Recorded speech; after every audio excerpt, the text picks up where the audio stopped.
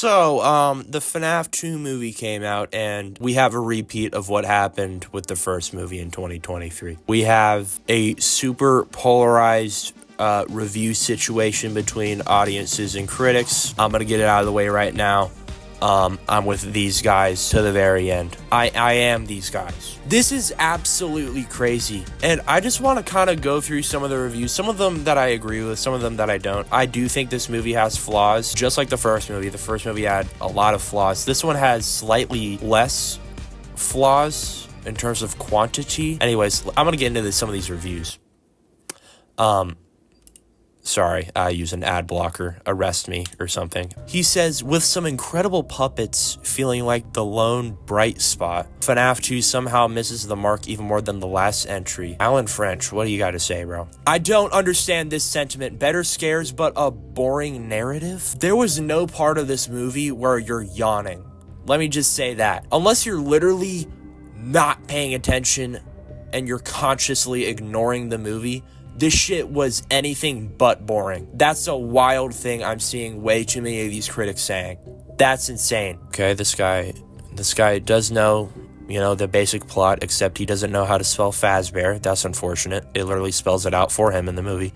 Sorry. Is a slog. What a word. What a word in this guy's lexicon. Oh my god.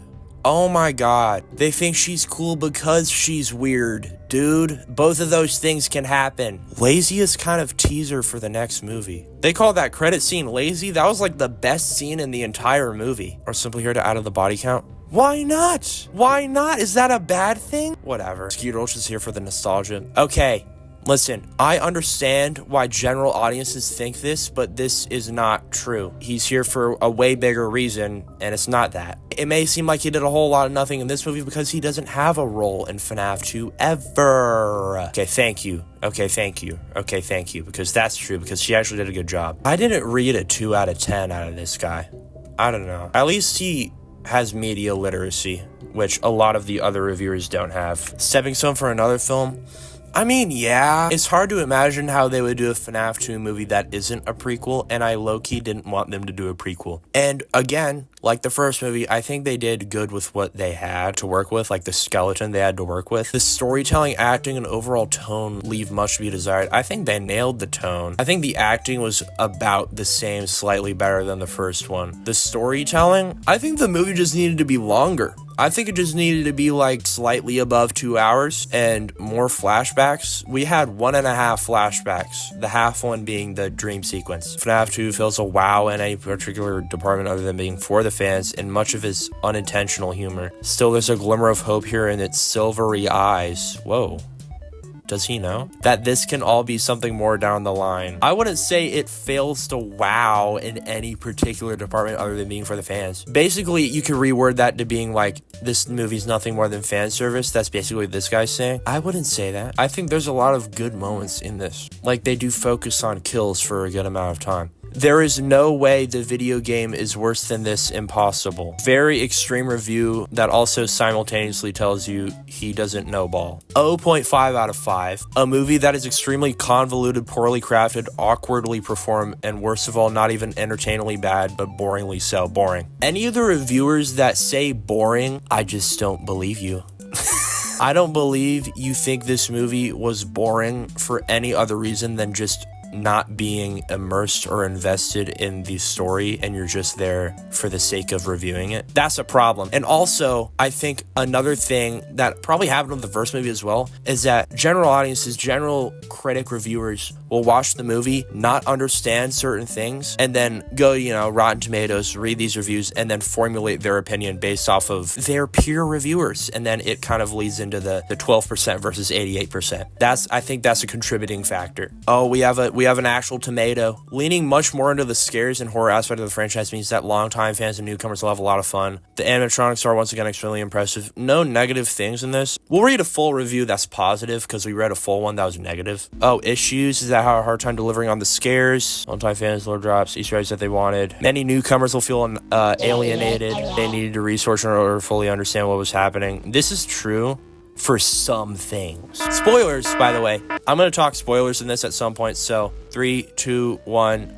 I think I think people would have appreciated the circus baby thing a little more in terms of this part. And, you know, maybe Springtrap. Because I think general audiences would have understood that that was, like, the yellow rabbit, but they probably didn't understand, like, how big his role actually is when he's Springtrap. So I think maybe having that kind of background ball knowledge would have helped. They did not hold back when it comes to the scares. They really didn't. The fucking puppetlings literally evaporated someone in the fucking water. The body parts falling when Mangle was chopping that dude up. Like, so many good kills. Omni-Man, Head Squeeze GIF, Toy Chica, and Mr. Berg. This guy's saying this movie had zero fun. Kill me now.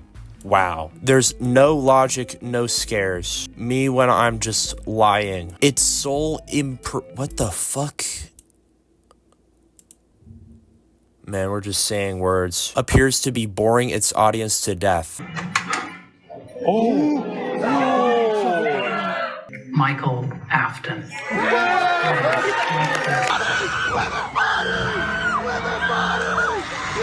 Oh no! Oh, where's the red eyes? Foxy, my favorite. Oh my, the goat. The B word. The B word does not apply to this movie, in my opinion. And I think any reviewer that's saying this isn't paying attention. Fewer surprises. Okay, that's just prejudice. Utterly boring. Does this guy say what he found boring? What put you to sleep about this movie? Bonnie, a rabbit? See, we're already lying. He didn't say what he found boring. All audience. Let's read some of the audience ones. I really like this movie. It just was not scary at all. It's pretty easy to just not get scared by any horror movie. Predictable midway? Really? I'd say the first half is predictable, not the second half. This movie was clearly only made to set up Springtrap.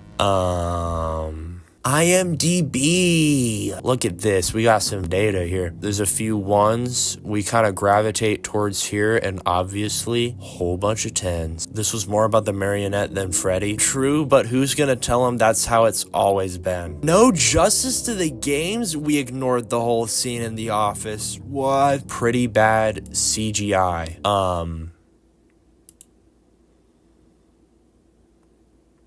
The movie follows none of the games. Matt Pat doesn't voice Toy Bonnie.